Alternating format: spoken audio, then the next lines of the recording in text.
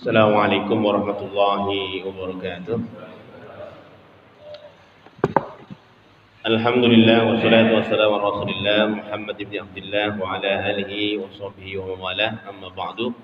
Qala rabbi shrah li sadri wa yassir li amri wa hlul 'uqdatam min lisani yafqahu qawli. Allahumma arzuqna fahma nabiyyin wa hifdzal mursalin wa ilhamal malaikatil muqarrabin ya fattah wa ya alim iftah qulubana qul arifin. Allahumma inna nastaudiuka ma 'allamtana farrid ilaina hajatina ya Allah ya arhamar rahimin. Bapak-bapak jamaah dan bapak-bapak dan ibu jamaah majlis atau Masjid Qasimul Barakah.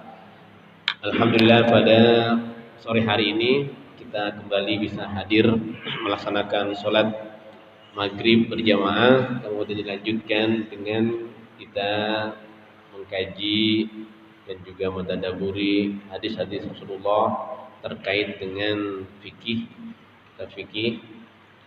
Mudah-mudahan majlis kita ini mendapatkan keberkahan dari Allah Subhanahu wa taala. Alhamdulillah kita berada di awal bulan Rajab yang sebentar lagi masuk bulan suci Ramadan. Rajab, Sya'ban, Ramadan, tinggal 2 bulan lagi insyaallah kita akan memasuki bulan suci Ramadan. Dan Rajab ini kita diminta untuk banyak meningkatkan kualitas ibadah kita kepada Allah Subhanahu wa taala. Nah, mudah-mudahan kita hadir di majelis ilmu ini dalam rangka salah satu itu tadi, meningkatkan kualitas ibadah kita kepada Allah Subhanahu wa taala. Karena bulan Rajab termasuk atau bulan Rajab termasuk di antara 4 bulan yang dimuliakan oleh Allah Subhanahu wa taala. Rajab, Dzulqa'dah, Dzulhijjah dan Muharram. Maka mudah-mudahan salah satu bentuk kita memuliakan apa yang dimuliakan oleh Allah Subhanahu wa taala. Kita hadir di majelis ilmu dari sholat maghrib sampai nanti berkumandangnya azan sholat isya.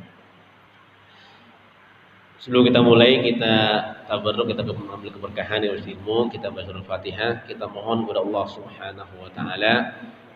Pertama, kita mohon kepada Allah mudah-mudahan seluruh arwah ahli kubur kita yang telah mendahului kita mudah-mudahan senantiasa mendapatkan rahmat dan maghfirah dari Allah Subhanahu wa taala. Wabil khusus guru kita Kiai Ahmad Sanusi dan juga wakaf yang kong Kasim, wakaf masjid dan juga keluarga besar dari Pak Yusudin Wandur yang mewakafkan masjid ini untuk kita. Kita doakan mudah-mudahan kalau yang sudah meninggal, dan doakan mudah-mudahan senantiasa mendapatkan keberkahan dari Allah Subhanahu wa taala. Paling belum mudah-mudahan diberikan kesehatan, panjang umur. Dan untuk kita yang senantiasa masih diberikan nikmat sehat walafiat, panjang umur, mudah-mudahan kesehatan ini bisa kita gunakan untuk ibadah kepada Allah Subhanahu wa taala. Khususnya kita bisa dilindungi oleh Allah dari pandemi Covid virus yang semakin lama tanpa kelihatan berhenti ya. Masih nambah terus. Mudah-mudahan kita dilindungi oleh Allah Subhanahu wa taala. Ala hadhihi niyyah wa ala kulli niyatin shalihah. Al-Fatihah. A'udzu billahi minasy syaithanir rajim. Bismillahirrahmanirrahim. الحمد لله رب العالمين الرحمن الرحيم مالك يوم الدين إياك نعبد وإياك نستعين اهدنا الصراط المستقيم صراط الذين أنعمت عليهم غير المغضوب عليهم ولا الضالين آمين تقبل يا كريم. Kita lanjutkan kajian kita, yaitu kitab Al-Wasit fi Fiqhil Muyassar ala Madhahibil Arba'ah karya Sayyid Muhammad Said Tantawi Al-Azhari. Kemarin kita sudah menyelesaikan tentang al-ayat najasah. Benda-benda najis sudah kita selesaikan kemarin, itu ada 7 ya. Jangan dilupakan. 7 kemarin paling tidak. Yang kemarin beliau tutup dengan ini adalah beliau mengatakan bahwa hadi ahammul asya' allati qala al-fuqaha'u bi najasatiha. Beliau menyampaikan di akhir babnya itu mengatakan bahwa ketujuh ini adalah ahammul asya'. Jadi benda-benda najis yang paling penting kita kenal dan kita ketahui. Kemarin sudah kita bahas itu. Yang terakhir kemarin disebutkan adalah khamr ya. Khamr. Ya, khamr kemarin terakhir, khamr atau zat yang memabukkan. Kemarin sudah kita bahas panjang lebar ya. Kemarin terakhir. Nah, sekarang kita masuk ke dalam bagian yang kedua atau bagian yang ketujuh dalam bab kitab Thaharah. Apa itu? At-tatahhuru minan najasati. Bismillahirrahmanirrahim. Qala al-musannif rahimahullah ta'ala wa nafa'na bihi wa bi ulumihi wa bi ulumil ajma'in bid dharain am qala at-tatahhuru minan najasati, bersuci dari najis. Nah, karena najis kemarin kita ketahui ada 7 kemarin ya, bangkai, kemudian anjing, babi, darah, muntah, mazi dan wadi, dan yang ketujuh itu kemarin khamr. Ya kencing, kencing yang ketujuh khamr. Kencing kotoran yang dari hewan itu. Nah, yang terakhir itu kemarin adalah khamr. Kemarin sudah kita bahas itu. Kita bahas. Nah, sekarang at-tatahhur najasa, bersuci dari najis. Kalau kita sudah tahu najisnya, maka lalu bagaimana cara bersucinya? Karena harus setelah kita tahu bedanya, lalu bagaimana cara membersihkannya? Karena nanti ini menjadi penyebab sah tidaknya ibadah kita kepada Allah Subhanahu wa taala. Kalau kita nggak tahu bedanya, bagaimana kita mensucikannya kan? Makanya pertama diketahui dulu bendanya, kemudian bagaimana cara membersihkannya. Nah, sekarang kita masuk ke cara membersihkannya. Wat-tatahhuru minan najasati min arkanit takalifi allati kallafallahu ta'ala biha kulla muslimin wa muslimatin. Wat-tatahhuru, dan bersuci,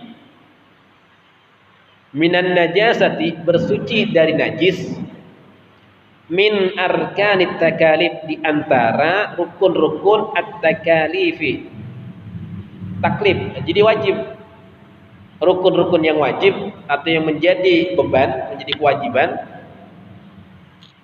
allati kallafallah, yang Allah wajibkan, yang Allah Ta'ala wajibkan, biha, nah dengan taklif tersebut, siapa? Kulla muslimin wa muslimatin, setiap orang muslim laki-laki maupun muslim perempuan. Berarti beliau mengatakan bahwa bersuci dari najis itu wajib. Harus tahu siapa saja yang mengaku beragama Islam, baik laki-laki maupun perempuan. Maka kalau kita nggak tahu cara bersuci, berarti kita dosa. Iya, baca Quran kita dosa. Kenapa? Karena nggak suci. Karena memegang mushaf itu dalam mazhab Syafi'i diwajibkan bersuci. Gitu. Sholat kita bersama, tidak sah sholat kita. Kenapa? Karena kewajibannya adalah bersuci. Kalau caranya kita nggak tahu, makanya beliau mengatakan bahwa bersuci dari najis itu hukum bagi orang yang mukallaf itu wajib, harus tahu, mau tidak mau, suka atau tidak suka. Bagaimana cara mensucikannya? Bukan berarti membersihkan dan mensucikannya, atau mensucikan dan membersihkan, harus tahu. Dan itu kewajiban setiap muslim, baik laki-laki maupun perempuan, nggak ada bedanya. Mengapa kata beliau wajib? Termasuk taklif. Artinya taklif kan hukum taklif namanya. Taklif itu berarti hukum wajib bagi setiap orang gitu. Kenapa? Li'annal ibadati allati farradaha Allah Ta'ala alaina la takunu maqbulatan illa idza kana al-mukallafu biha munazzahan an kulli danasin hissiyin aw ma'nawiyyin. Mengapa bersuci dari najis itu wajib bagi setiap muslim laki-laki dan perempuan?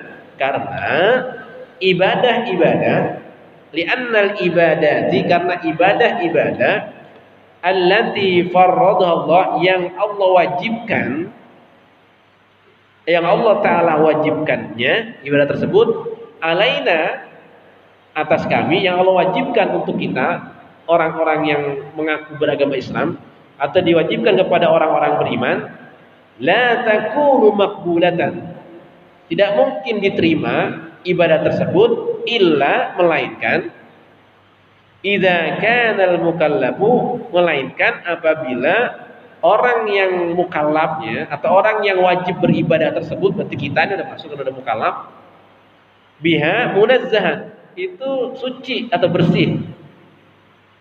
Dari apa? An kulli danasin, dari setiap kotoran, dari setiap najis. Hissiin au maknawiyin, baik najis yang hissi, kelihatan bisa diraba, au maknawiyin, atau najis yang maknawi yang enggak kelihatan. Seperti banyak apa? Air kencing. Air kencing kan enggak kelihatan. Kalau udah kena di mulut, udah kena di kita itu, dikena di tangan atau di kain kita enggak kelihatan. Yang ada baunya doang. Tapi kalau maunya kotoran binatang, kelihatan sebenarnya najis hissi. Najis hissi itu najis yang kelihatan. Manawi najisnya nggak kelihatan. Nah nanti kedua ini cara membersihkannya berbeda. Najis itu, cara membersihkannya juga berbeda. Karena najis ada yang kelihatan, yang tidak. Nah, setiap orang ketika dia ingin melakukan ibadah kepada Allah Subhanahu wa taala, maka wajib mau tidak mau, suka tidak suka, dia harus bersih dari kedua jenis najis tersebut. Baik najis hissi yang terlihat. Jadi kalau hissi itu adalah sesuatu yang bisa dirasakan oleh panca indera kita sebetulnya. Hissi itu. Atau maknawi. Maknawi nggak kelihatan tapi baunya ada.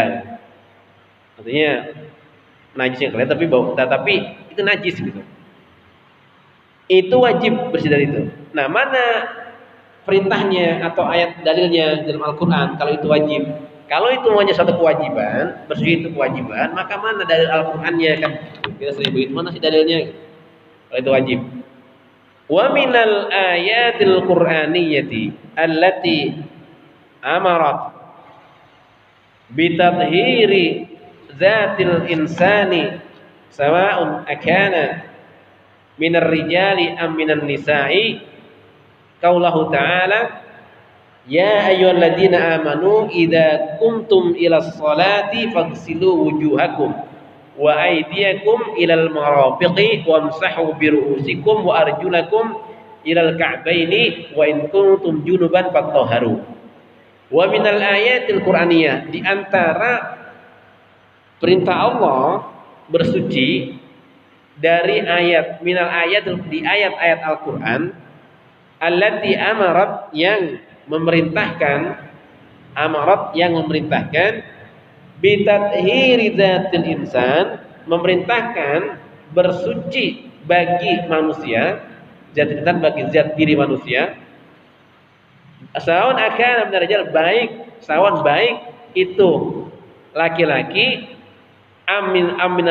minal nisa atau juga dari perempuan. Firman Allah Ta'ala, apa ayatnya? Dalam surah Al-Ma'idah ayat 6. Ya ayyuhalladzina amanu, wahai sekalian orang-orang yang beriman. Idza kuntum ilas salati, apabila kamu akan melaksanakan salat. Faghsilu wujuhakum, pertama basuhlah olehmu wujuhakum, muka kalian, wa aydiyakum, dan kedua tangan kalian, ilal marafiqi, sampai sikut. Wamsahu biru'usikum, dan sapuhlah atau usaplah biru'usikum, sebagian kepala kalian. Wa arjulakum, dan juga membasuh kedua kaki kalian. Wa arjulakum, dan membasuh kedua kalian, ilal ka'baini, sampai kedua mata kaki. Wa in kuntum junuban, dan jika kalian junub fatahharu, maka bersucilah.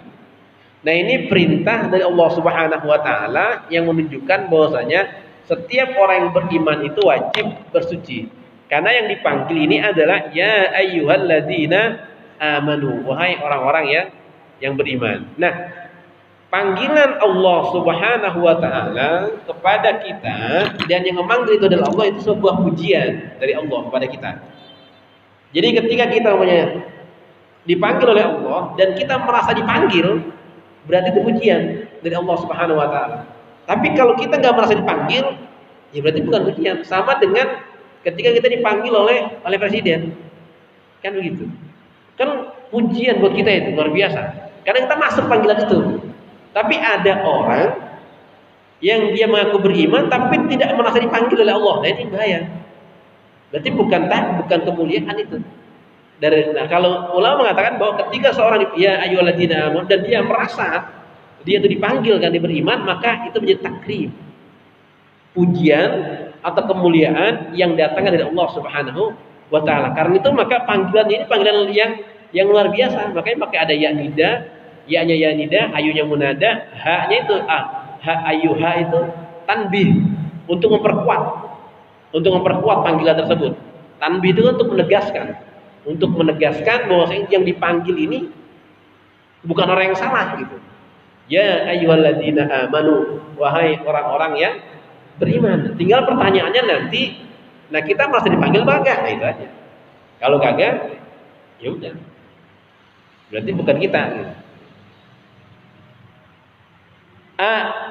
Orang-orang yang beriman, idza kuntum ila sholati, apabila kalian mau melaksanakan sholat. Nanti dalam kaidah nahwu, walaupun kuntum itu fil madi, tapi kita karena ada ija, ada idza, maka idanya itu membalik dari zaman madi menjadi zaman mustaqbal. Di dalam ilmu nahwunya begitu. Jadi walaupun koma itu kuntum itu fil madi, kemasukan dhamir marfu, antum jadi koma jadi kuntum, seperti kola jadi kultum. Nah itu mestinya kan apabila kamu telah sholat kan gitu maknanya mestinya. Tapi karena ada idanya, maka ida itu membalik makna yang telah lampau menjadi mustaqbal. Jadi wahai orang beriman, ida apabila kamu hendak melaksanakan sholat, maka kata pagsilu wujuhakum, maka diminta tadi pagsilu, basuh muka kalian. Nanti di dalam kajian, nanti dalam hadis, dalam fikih dijelaskan mana batasan muka itu. Ya, tapi yang paling penting adalah kita diminta untuk membasuh muka kita itu, membersihkan dari segala kotoran itu, kotoran-kotorannya. Basuh muka kalian, wa aidiakum, tangan kalian, tangan ilal marafiq, sampai kepada siku kita. Nah kemudian wamsahu birusikum, sapu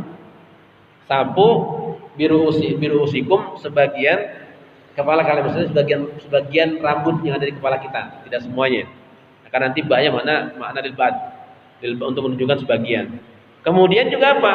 Wa arjulakum, kaki kalian tuh kita diminta untuk membasuhnya sampai ke mata kaki. Nah, ayat ini menunjukkan bahwasanya ketika seorang mau sholat, maka mau tidak mau, suka tidak suka, dia harus membersihkan bagian-bagian itu. Al-Quran menyebutkan cuma muka, kedua tangan, kemudian sebagian kepala dan kaki, yang cuma empat sebetulnya. Karena telinga adalah sunnah. Telinga ini bukan bagian daripada anggota yang rukun wudu. Jadi yang cuma 4, muka, kemudian kedua tangan, kemudian sebagian kepala, kaki, 4 itu. Cuma nanti dijelaskan dalam hadis Rasulullah, dalam hadisnya baik itu perkataan maupun perbuatan, Rasulullah memberi menambahkan atas petunjuk dari Allah Subhanahu wa taala. Nanti ditambahkan telinga, kemudian kumur, itu semuanya dilakukan oleh Rasulullah SAW sebagai penjelas daripada Al-Qur'an. Makanya jadi telinga itu bukan termasuk daripada rukun wudu. Kemudian wa in kuntum junuban, dan jika kalian junub fatahharun. Ini sama juga perintah untuk bersuci. Nah, ayat ini untuk menunjukkan bahwasanya bersuci itu adalah kewajiban. Maka kita harus tahu kita ini najisnya kena apa gitu. Kan gitu. Maka harus seperti apa itunya? Apakah cukup dengan berwudu, apa juga harus mandi. Kayak gitu. Itu yang menjadi aturan kita. Nanti najisnya juga najis apa ini? Najisnya najis mughalladhah, mukhaffafah atau mutawassithah gitu. Apa yang kalau begitu harus kita bagaimana cara membersihkannya?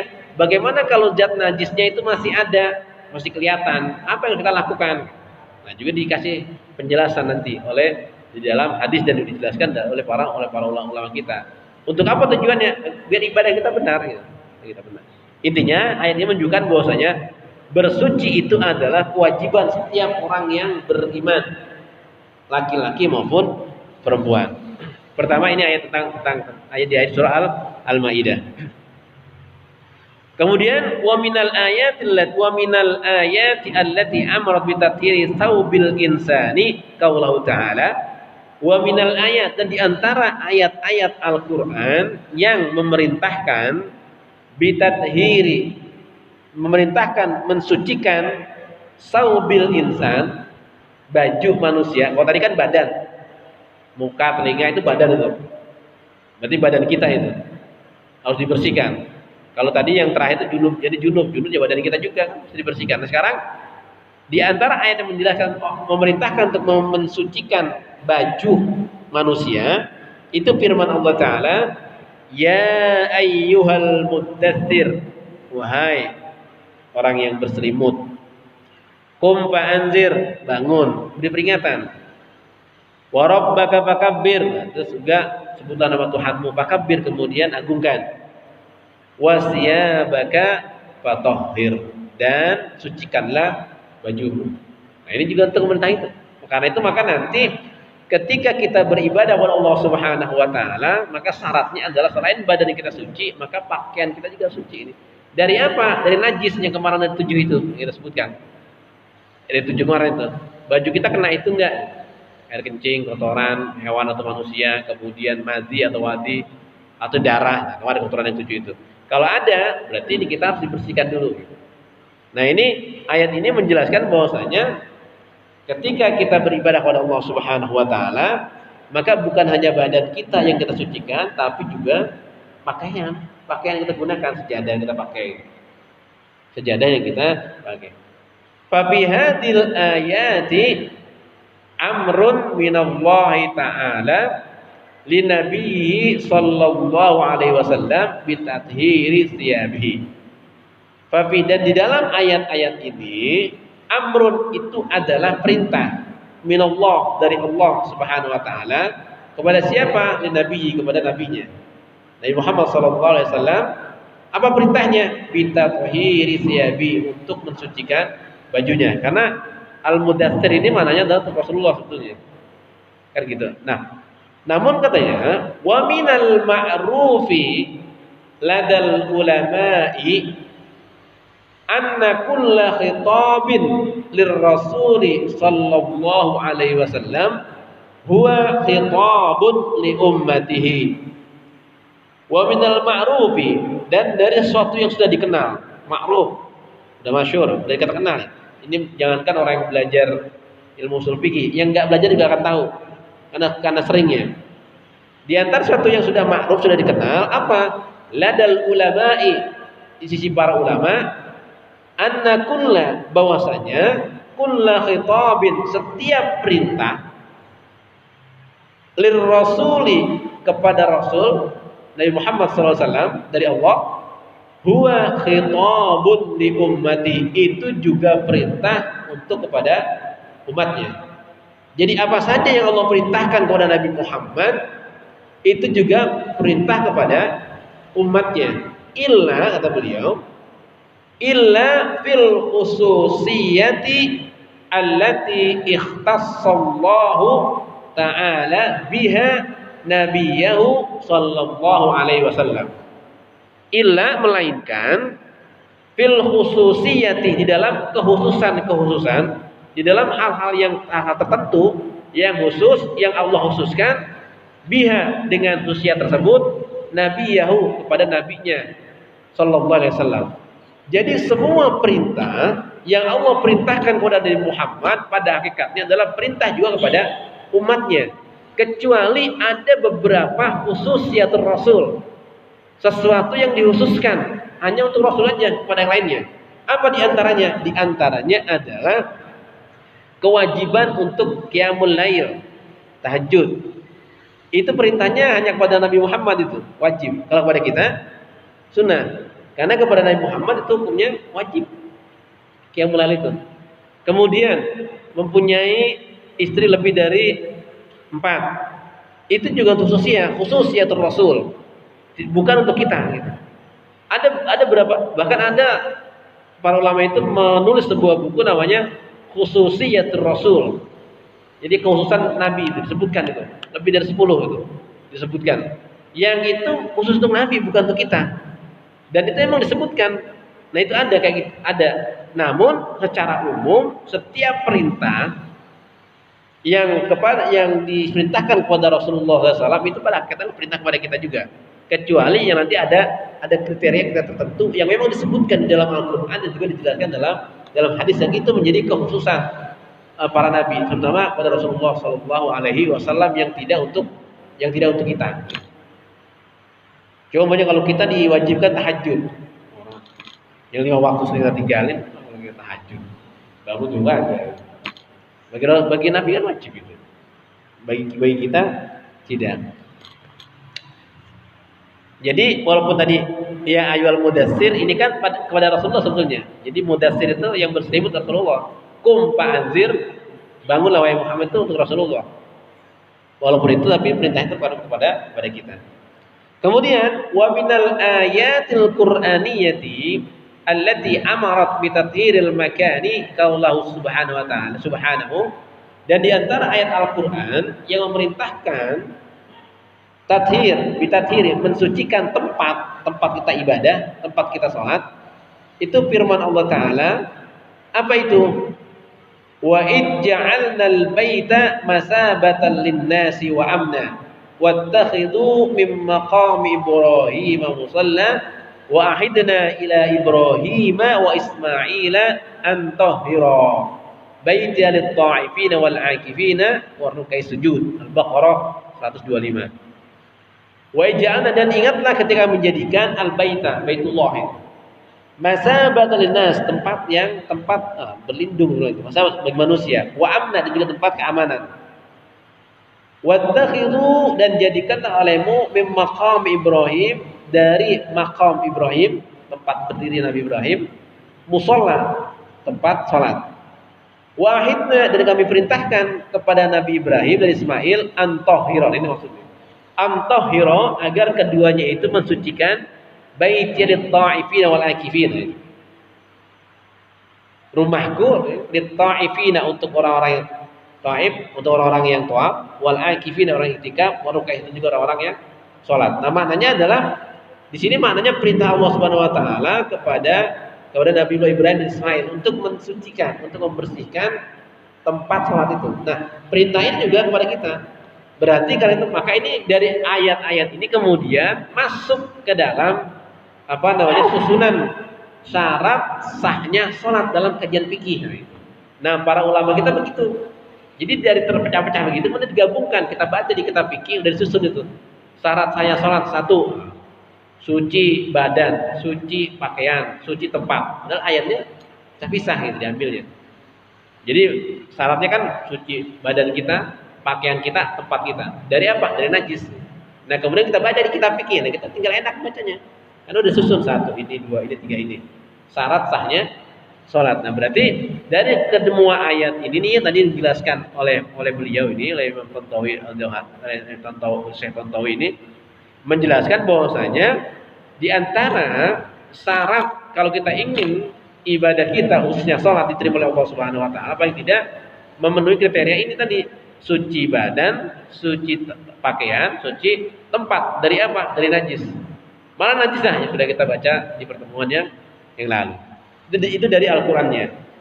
Sekarang wa minal ahaditsin nabawiyyatish syarifah, dan di antara hadis-hadis nabawi yang mulia, allati waradat fi wujubit tathhiri minan najasati, allati yang waradat fi wujubit tathhir, yang datang dalam mewajibkan bersuci dari najis, ma jaa fi sahihil Bukhari, itu atau hadis yang datang di dalam kitab Sahih Bukhari, wa Muslimin, dan Sahih Muslim, an Abi Hurairah radhiyallahu, dari Abi Hurairah, anin nabiyyi, dari Nabi Muhammad sallallahu alaihi wasallam.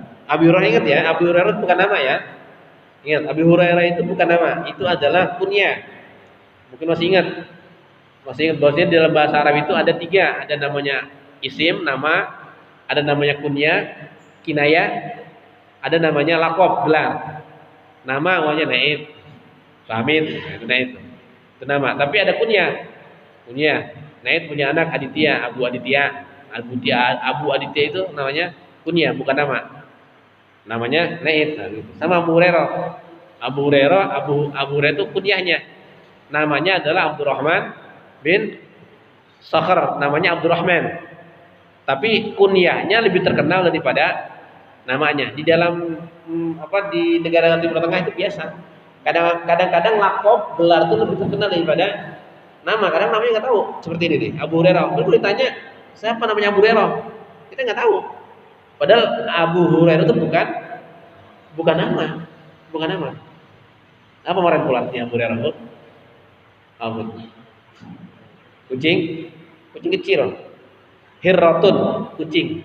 Hurairah jadi kucing kecil. Jadi bapaknya kucing kecil. Nah, makanya nanti kalau yang pernah umroh, pernah haji itu ada masjid kucing ya. Nah, sekarang udah nggak ada kayaknya. Udah nggak ada. Karena itu tempat Abu Hurairah dulu ada di situ. Nah, Abu Hurairah bukan nama. Dia ini adalah kunyah. Namanya Abdurrahman. Namanya Abdurrahman. Bapaknya Sahr. Orang Yaman kalau nggak salah dia. Ad-Dusi, orang Yaman. Yang tinggal di emperan masjid. Jadi sekarang kalau orang tinggal di emperan masjid jangan merasa terhina. Jangan malah justru orang mulia itu. Jadi banyak mendapatkan ilmu. Dulu sahabat begitu biasa itu. Banyak banget Abdullah bin Mas'ud. Tinggal di emperan masjid. Namun di emperan masjidnya bukan tidur. Di emperan masjid tidur, ngaji enggak ada orangnya. Belajar ngaji karena paling banyak dapat ilmu itu. Dulu begitu sahabat. Abu Hurairah itu bagaimana orang pintarnya beliau dari Yaman. Datang ngaji kepada Rasulullah. Akhirnya sekian ribu hadis diriwayatkan oleh Imam Abu Hurairah itu paling banyak riwayat hadisnya. Dari sahabat lainnya. Kenapa? Karena beliau tinggal di masjid. Begitu kok, tinggal di masjid.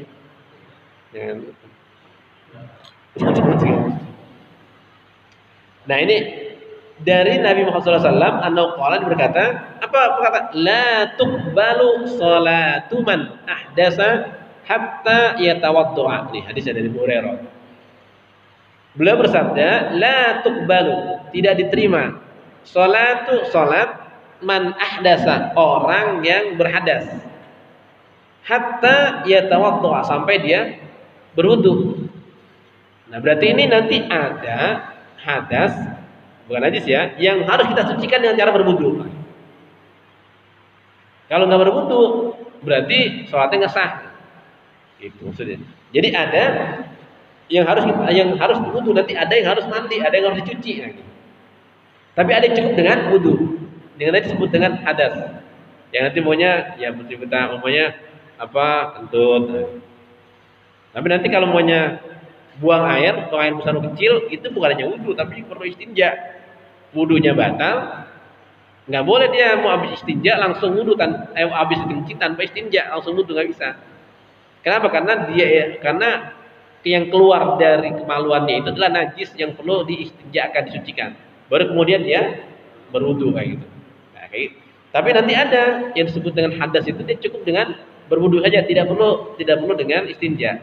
Walaupun masih dianjurkan untuk ikhtiyatnya dia istinja, keluar kentut ya.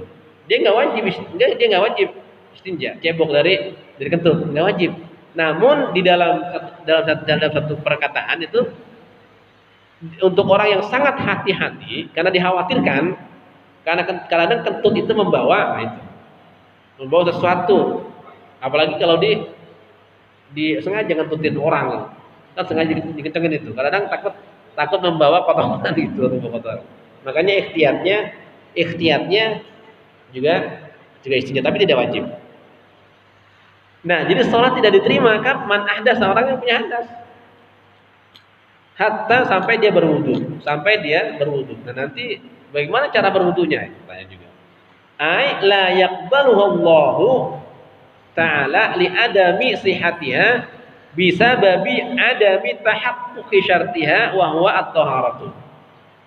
Artinya mana di sini Allah tidak menerimanya atau tidak diterima salatnya oleh Allah Taala. Mengapa tidak diterima?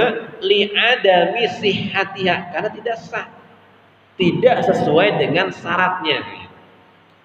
Tidak sesuai dengan syarat sahnya salat itu. Kenapa tidak sesuai dengan syaratnya?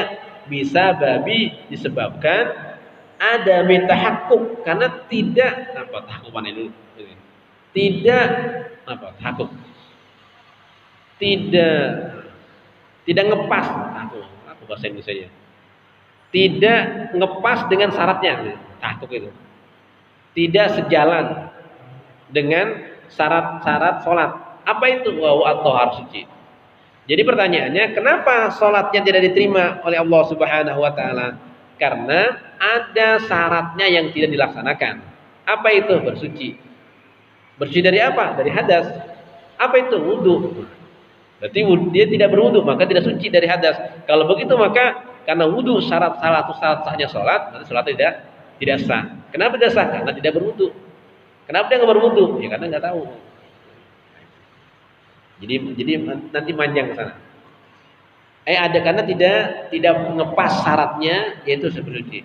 Wa fi hadisin akhar, di dalam hadis yang lain, la tuqbalu salatun bi ghairi tuhurin wala shadaqatun min gulurin.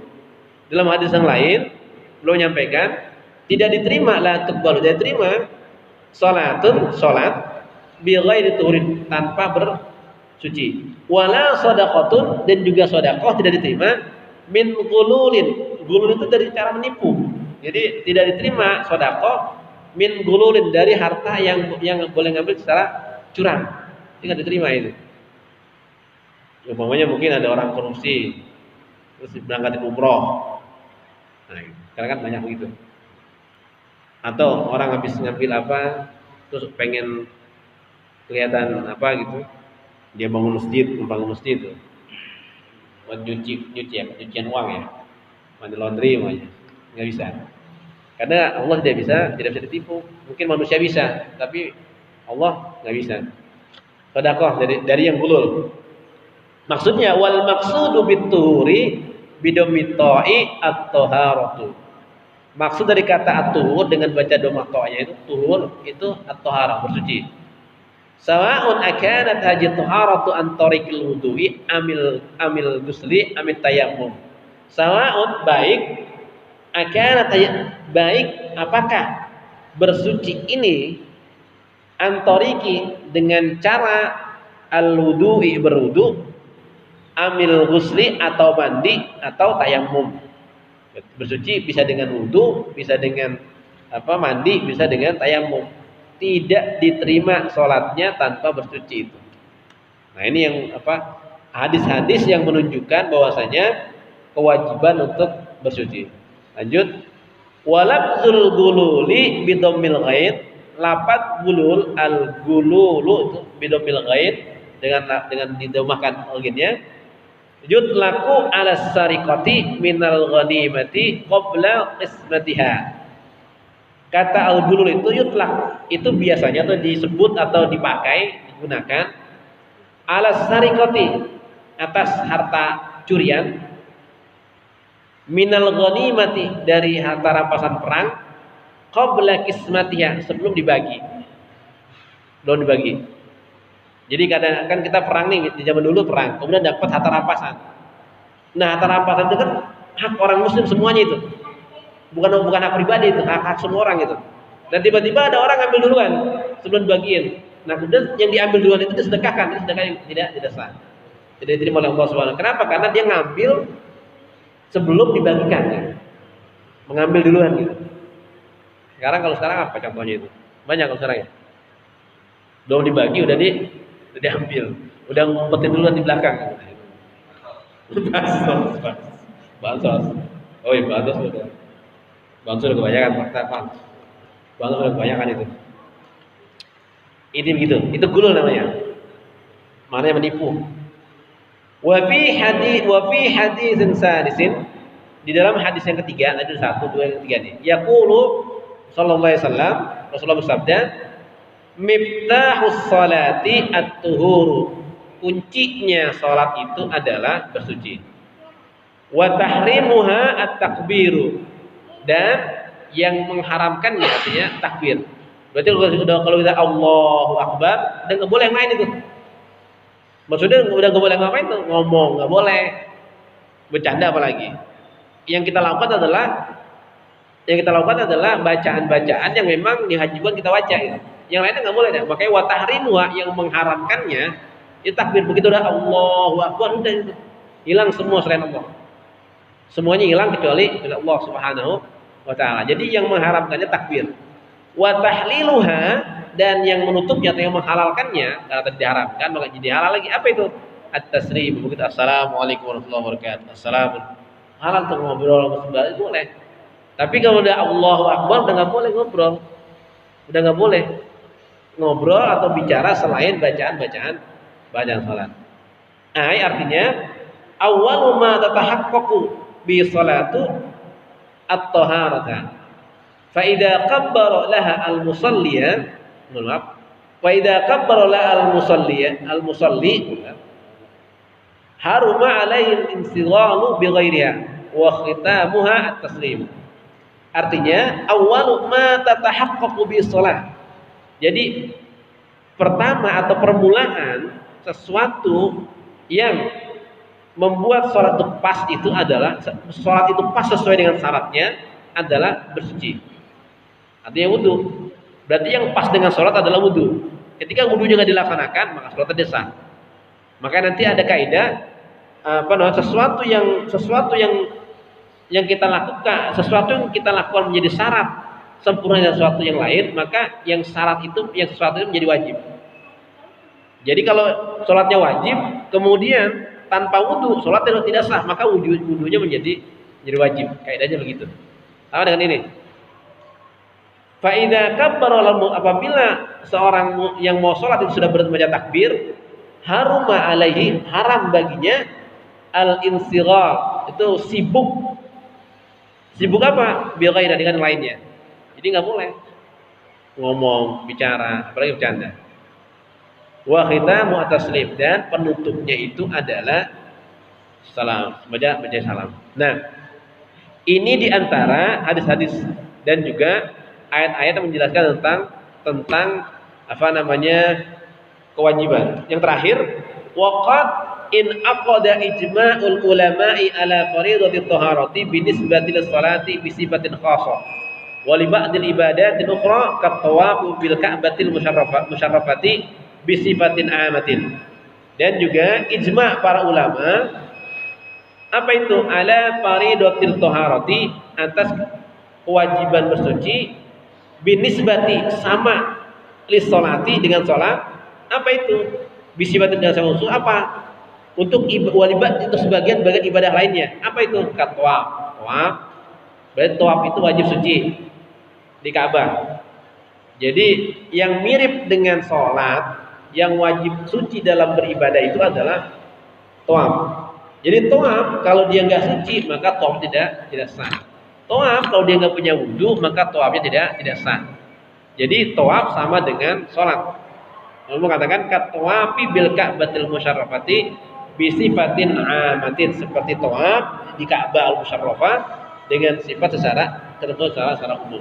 Berarti dari semua ini menunjukkan bahwasanya bersuci itu adalah kewajiban setiap muslim, laki-laki maupun perempuan. Karena ini menjadi penentu sah tidaknya ibadah kita kepada Allah Subhanahu wa taala, khususnya adalah salat dan tawaf di Ka'bah al-musyarrafah. Jadi najis sudah kita ketahui, kemudian nanti caranya kita harus tahu bagaimana cara membersihkan najis tersebut agar ibadah kita diterima oleh Allah Subhanahu wa taala. Amin ya rabbal alamin.